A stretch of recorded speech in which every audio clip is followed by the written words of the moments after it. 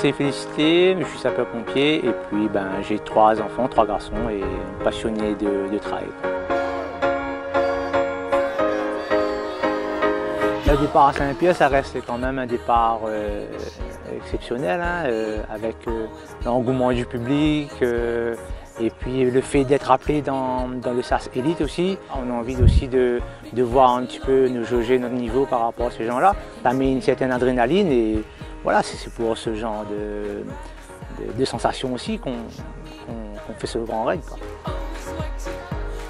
Je garde forcément un bon souvenir de toutes mes participations au Grand Raid, mais celle de 2015 reste particulière.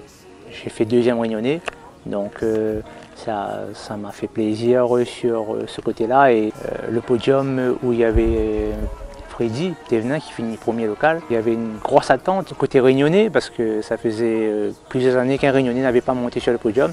Et cette année-là, Freddy finit 3e et j'ai eu la chance de partager beaucoup d'entraînement cette année-là avec lui. Donc ça a été aussi un moment de plaisir pour moi de voir un camarade monter sur le podium, quoi.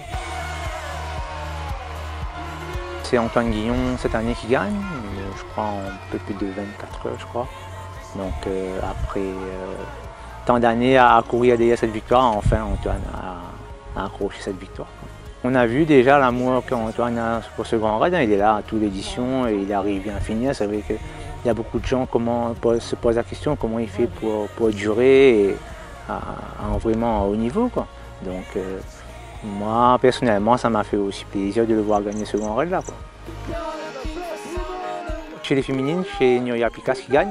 Et je me rappelle l'interview qu'elle a fait avec un finish, je crois un peu spectaculaire sur la fin, où juste avant d'arriver à la redoute, elle entend Émilie Lecomte descendre juste derrière elle et elle finit en sprint. Donc ça a été un peu bizarre de vivre ça sur un peu plus de 100 km et finir vraiment au sprint à l'arrivée sur un ultra.